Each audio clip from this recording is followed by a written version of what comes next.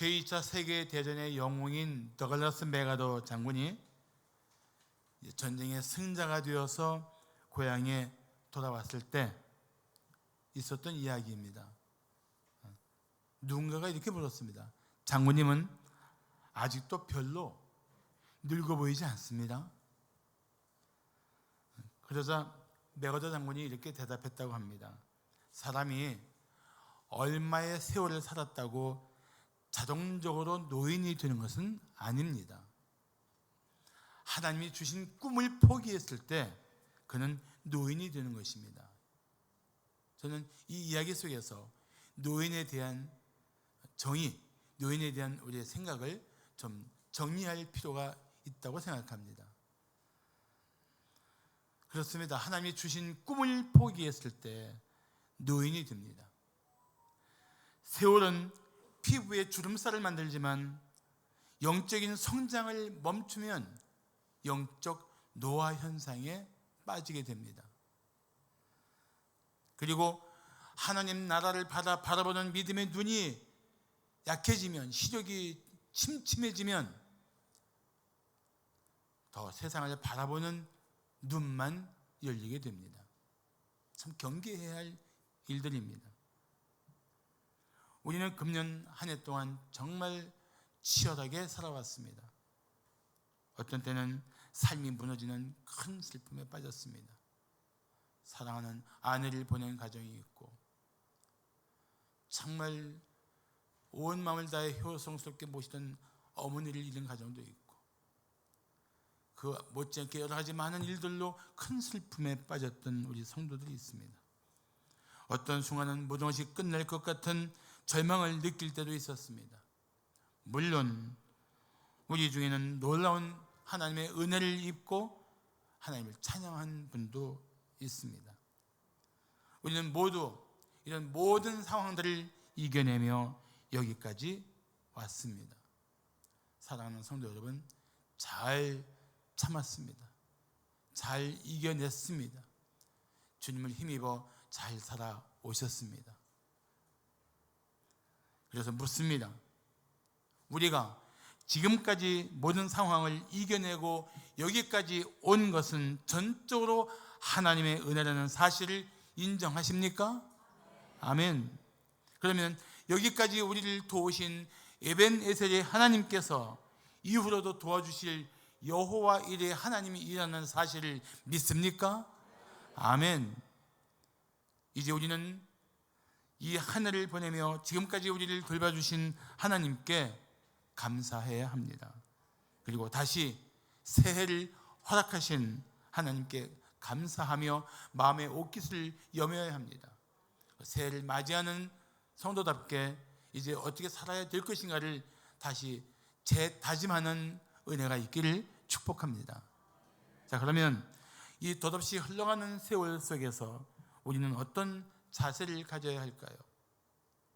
이 덧없이 흘러가는 세월 속에서 우리가 가져야 할 자세. 첫째, 낙심하지 말고 속사람을 새롭게 해야 합니다. 낙심하지 말고 속사람을 새롭게 하십시오. 어느 노인이 의사를 찾아가 효능이 좋은 보청기를 달았습니다. 한 달이 지나 병원에 갔더니 의사가 물었습니다. 청각은 완전히 회복했습니다. 가족들이 좋아하시죠? 그러자 노인이 한숨을 쉬며 말했습니다. 아직 가족에게 보청기를 달았다고 말하지 않았습니다. 가만히 앉아서 가족이 하는 말을 듣기만 하는데 그동안 유언장을 3번 고쳤습니다. 못 듣는 줄 알고 말을 막 하는 거예요. 진심이 다 드러나는 거예요.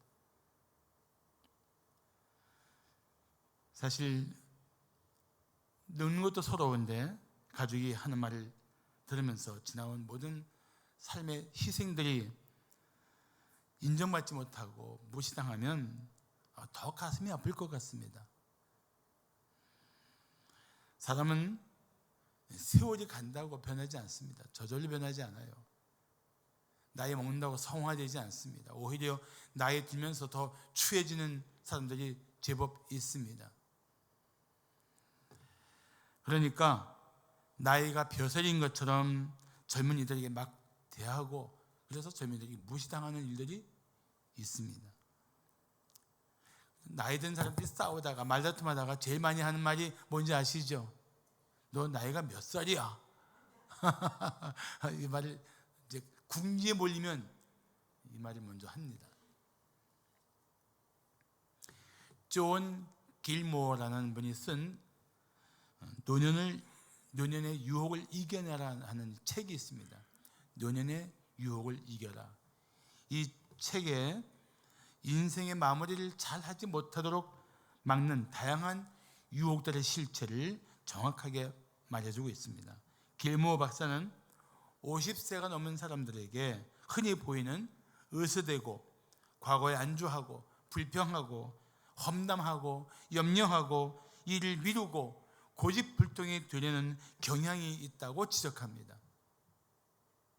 동서양 막론하고 다 같은 것 같아요. 사실 나이 들면서 꼰대 소리 듣지 말아야 돼요. 라떼라는 얘기 많이 하지 말아야 됩니다. 나이가 권세가 되지 말아야 돼요. 이런 말 있지 않습니까? 나이가 들면 입은 닫고 지갑은 열어라.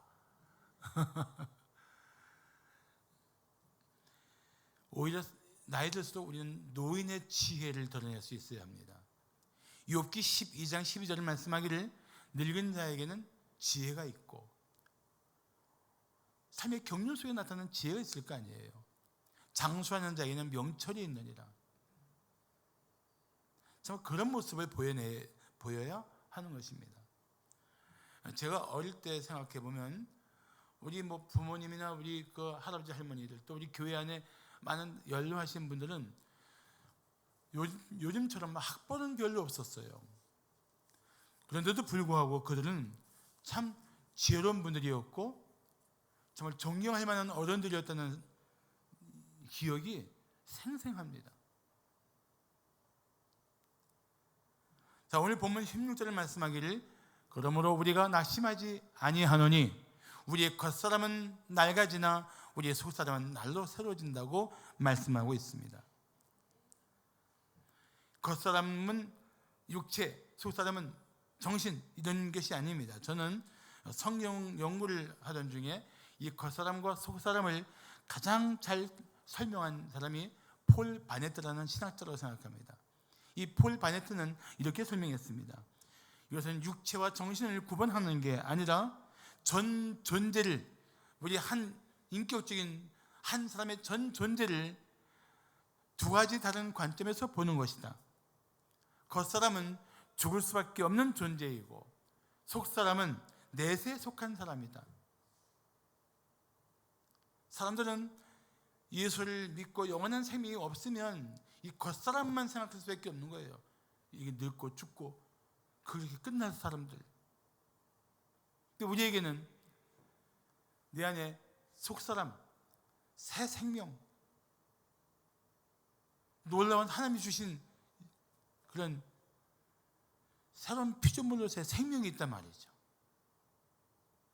그러니까 세상 사람처럼 내 겉모습이 변하고 늙고 병들어가는 이 연약함 때문에 낙심하지 않을 수 있다는 거예요. 그럼 우리가 낙심하지 않을 수 있는 대안이 뭡니까? 바로 속사람을 날마다 새롭게 하는 것입니다. 그게 16절 말씀이에요. 물론 우리 몸은 하나님의 성령이 거하시는 성전입니다. 그리스도인들이 몸을 귀하게 여기는 이유가 뭡니까? 성전이에요. 하나님이신 성령이 우리 안에 거하시는 성전이란 말이죠. 병들어도 늙어서 쇠하여도 그래도 성전은 성전인 겁니다. 왜냐하면 그 겉모양이 중요한 게 아니고 그 안에 누가 계신가가 중요하기 때문에 그렇습니다. 그렇다면 우리는 이 겉사람의 영향을 받지 않을 수 있는 이 속사람의 힘을 키워야 돼요.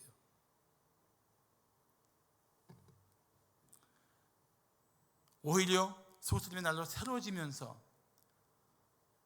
더 지혜로워지고 더 주님의 사람다움을 드러내고 그 존재가 하나님의 영광을 드러낼 수 있는 그런 삶이 가능한 게 바로 그리스도인들입니다. 우리들이에요. 우리 그런 삶을 살아야 됩니다. 우리가 세상 사람처럼 덧없이 흘러가는 세월 속에서 자신의 늙고 병들어가는 이 초라한 모습을 슬퍼한다면 우리 겉사람만 보기 때문에 그렇습니다.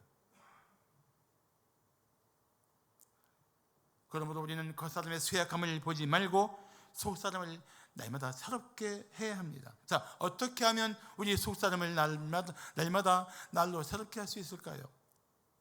영적인 성숙을 힘쓰는 겁니다. 영적인 성숙을 통해 그리스도를 닮아가는 거예요.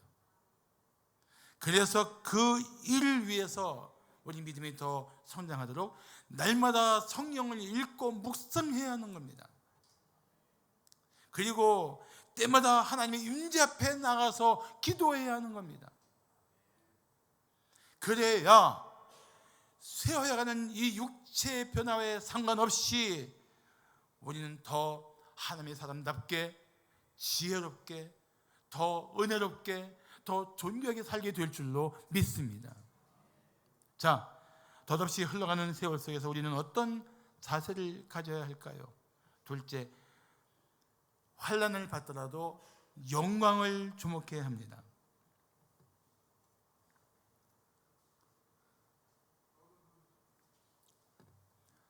전에 이탈리아의 밀라노를 갔다가 밀라노 성당을 보았습니다.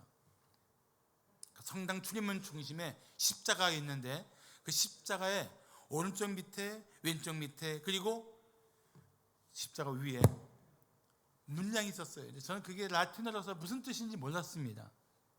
뒤늦게 책을 보니까 그 글들이 뭔지를 알게 되었습니다. 오른쪽 밑에는 이런 글이었습니다. 십자가 오른쪽 밑에 우리를 즐겁게 하는 것은 모두 순간적인 것이다. 그리고 왼쪽 밑에는 이런 글이었습니다. 우리를 괴롭게 하는 것도 모두 순간적인 것이다. 그리고 이 밀라노 성당 출입구에 있는 십자가 위에 있는 말씀은 이것이었습니다. 영원한 것보다 중요한 것은 없다. 우리는 이 세 문장을 다시 한번 생각해 볼 필요가 있습니다. 오늘 본문 17절을 말씀하기를 우리가 잠시 받는 환난에 경한 것이 지극히 크고 영원한 영광에 중한 것을 우리에게 이루게 함이니.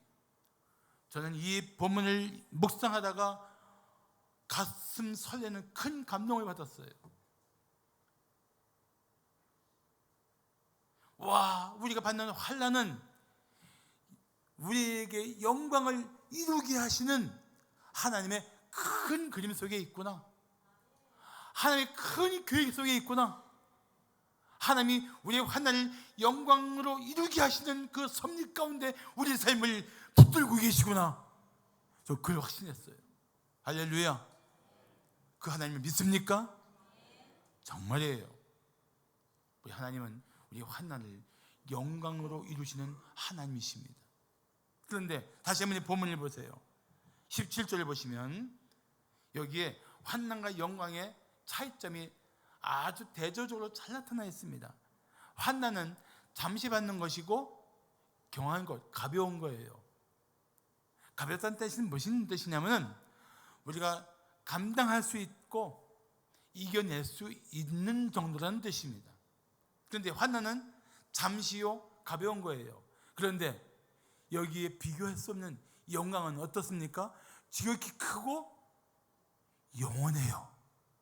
게다가 우리가 받는 환난과 비교할 수 없이 무게감이 있어요. 야, 이 한 절이 주는 메시지가 너무 우리를 위로해 주고 있는 거예요. 지금 환난 받고 있다 할지라도 잠시야. 이겨낼 수 있어. 내가 도와줄 거야. 누가 말씀하시는 거예요? 하나님이. 그리고 이 고난은 영광을 이루게 하는 내 계획 속에 있어. 네가 받을 영광은 지극히 크고 영원한 거야. 환난과 비교할 수 없는 것이야. 이 17절이 바로 이렇게 말씀하시는 하나님의 음성으로 들리기를 축복합니다.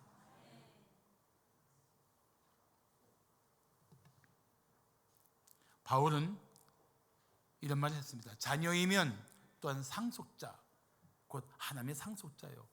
정말 자녀에게는 어떤 은혜가 있느냐? 상속의 은혜가 있어요.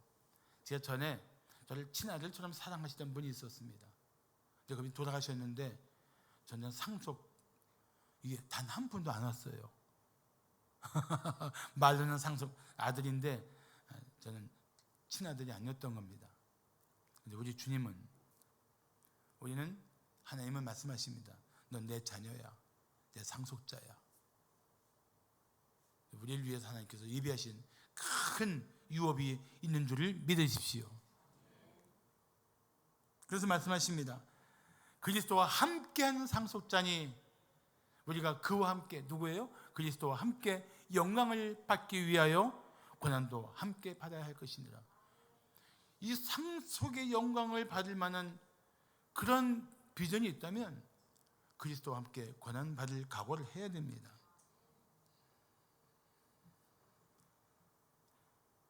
참 살아보니까 인생 참 짧습니다. 우리 다들 그렇게 말하잖아요. 세상에 금년 시작한 게 엊그제 같은데 벌써 한 해가 갔네. 한 해가 순간처럼 느껴지지 않습니까? 그럼 순간이 10년, 20년 뭐죠? 순간이에요. 영원한 것에 비하면 정말 잠깐만 존재하는 겁니다. 세상의 영광도, 세상의 부귀도, 세상에 자랑하던 명예들도 지나고 보면은 다 햇빛 가운데 한순간에 녹아버리는 눈처럼 잠깐 존재하는 거예요. 잠깐.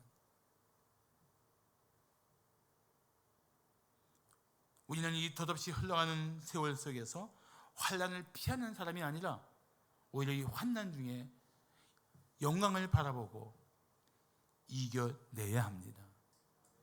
로마서 8장 16절을 말씀하기를 생각하건대 현재의 고난은 장차 우리에게 나타날 영광과 비교할 수 없도다. 할렐루야. 우리 현재가 받는 고난은 장차 나타날 미래 영광과 비교조차 안 되는 거예요. 차라리 환난을 받더라도 성도답게 살면서 미래 나타날 영광을 바라보는 성도가 되어야 하는 것입니다. 사랑하는 성도 여러분, 우리는 주님을 위해 받는 고난을 기뻐하고 고난을 피해서 세상과 타협하면서 안일하게 살고 있는 것을 부끄러워해야 합니다. 예수의 이름으로 고난받는 것을 감사하고 세상의 욕심을 따라 잘 사는 것을 수치로 여겨야 합니다. 비록 환난 중에 있더라도 장차 나타날 영광을 바라보고 이겨내야 합니다.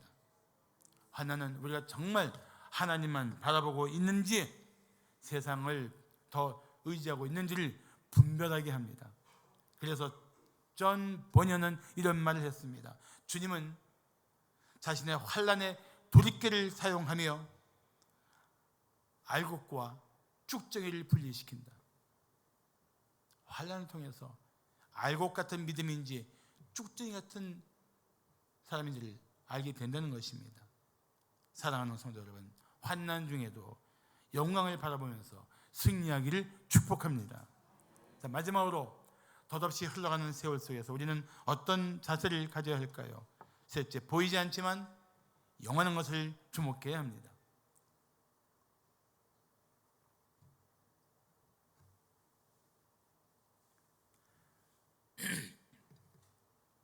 미국의 기독교 잡지인 목회자를 위한 리더십의 편집자 마셜 쉘리는 어린 두 자녀를 3개월 간격으로 하늘나라로 떠나 보냈습니다.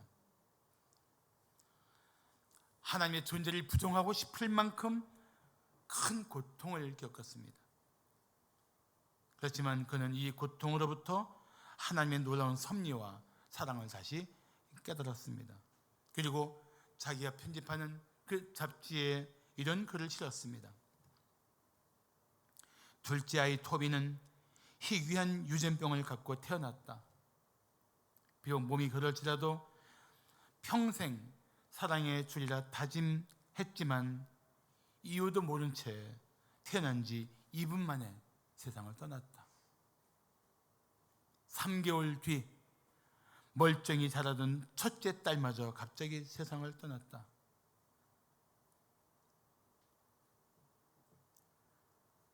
저에게 이런 시련을 주시는 이유가 무엇입니까? 라고 매일 울면서 하나님께 부르짖었다. 주님, 사랑하는 자녀들을 왜 허락하셨나요? 세상에 고작 2분 그리고 2년 머물렀을 뿐입니다. 그는 그렇게 몇 달 동안 같은 말로 기도하자 하나님이 마침내 응답하셨고 그는 비로소 평안을 얻었습니다. 이렇게 하나님의 음성을 기록했습니다. 잘 들어보세요. 얘야, 나는 너희를 이 땅에서 잠시만 머물도록 창조했다. 이 땅에서의 삶이 2분이든 2년이든 100년이든 너희와는 아무런 상관이 없다. 너희는 나와 영원히 살도록 창조되었다. 이 말씀을 붙들고 그는 드디어 두 자녀를 잃은 비통한 슬픔의 자리에서 일어나기 시작했다고 합니다. 우리는 너나 없이 잠시 이 세상에 머물다가 하나님의 부르심을 받아 떠날 사람들입니다. 그렇기 때문에 우리는 눈에 보이는 것만 생각할 것이 아닙니다. 세상만 의지하고 세상만 주목하며 살 사람들이 아닙니다. 내가 갈 곳, 영원한 본향을 바라보는 믿음의 눈이 열려야 합니다. 히브리서 11장 1절은 이렇게 말씀하고 있습니다. 믿음은 바라는 것들의 실상이요 보이지 않는 것들의 증거니. 믿음으로 바라보는 것들을 실제 존재하는 것으로 바라봅니다. 보이지 않는 것들을 우리는 증거로 마음에 품습니다. 메시지 성경은 이렇게 번역했습니다. 믿음은 볼 수 없는 것을 볼 수 있게 하는 단서이다. 그렇습니다. 사람들은 우리에게 하나님을 보았냐고 묻지만 믿음으로 볼 때 하나님은 살아계시고 참되신 분인 줄로 믿습니다. 보이지 않지만 우리는 그분을 느낍니다. 그분의 음성을 듣습니다. 그분의 손길을 경험합니다. 그분의 임재를 깨닫습니다. 믿음의 힘이에요. 믿습니까?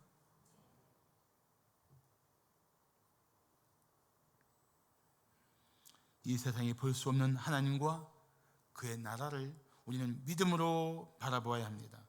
18절에 말씀하기를 우리가 주목하는 것은 보이는 것이 아니요 보이지 않는 것이니 보이는 것은 잠깐이요 보이지 않는 것은 영원하다고 말씀하고 있습니다.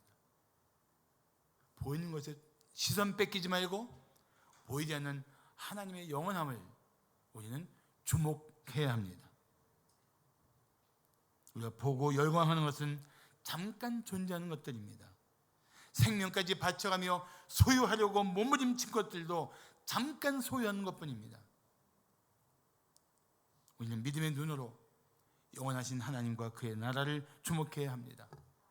A.W. 토저 목사는 이런 경고를 했습니다. 우리가 이 세상의 즐거움에 매료될수록 다가올 또 다른 세계가 있다는 사실을 잊어버리게 된다. 맞습니다. 우리는 다가오고 있는 세계, 우리가 가야 할 영원한 나라에 대한 눈이 열려야 합니다.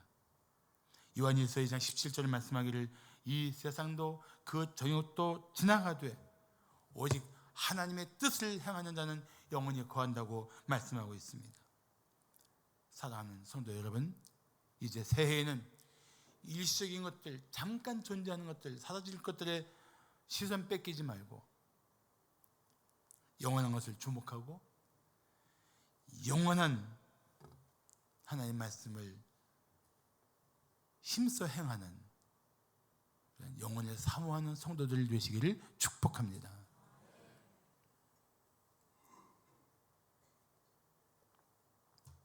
오늘 고린도전서 4장 16절부터 18절 말씀을 계속 묵상하다가 이 말씀처럼 살았던 믿음의 사람이 있네 이 생각이 드는 거예요. 그분은 모세입니다. 모세. 히브리서 11장 24절부터 27절을 보시면 이렇게 말씀하고 있습니다. 믿음으로 모세는 장성하여 바로의 공주의 아들이라 칭함받기를 거절하고 도리어 하나님의 백성과 함께 고난받기를 잠시 죄악의 낙을 누리는 것보다 더 좋아하고 그리스도를 위하여 받는 수모를 애굽의 모든 보화보다 더 큰 재물로 여겼으니 이는 상주심을 바라봅니다. 믿음으로 애굽을 떠나 왕의 노함을 무서워하지 아니하고 곧 보이지 아니하는 자를 보는 것 같이 하여 참았다. 어떻습니까? 오늘 고린도후서 4장 16절부터 18절 말씀에 나와 있는 이 세 가지, 속사람을 날로 새롭게 하라, 그리고 환난 중에 영원한 영광을 바라보라, 보이는 것에 주목하지 말고 보이지 않는 것을 보는 것 같이 하여 살라, 이 말씀에 딱 맞죠? 딱 맞잖아요.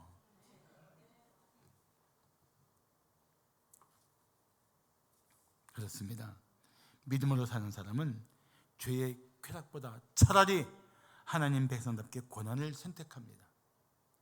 그리스도를 위해 받는 수모를 피해 비겁하게 뒷걸음치지 않고 오히려 고난의 현장에 예수의 이름으로 전진합니다.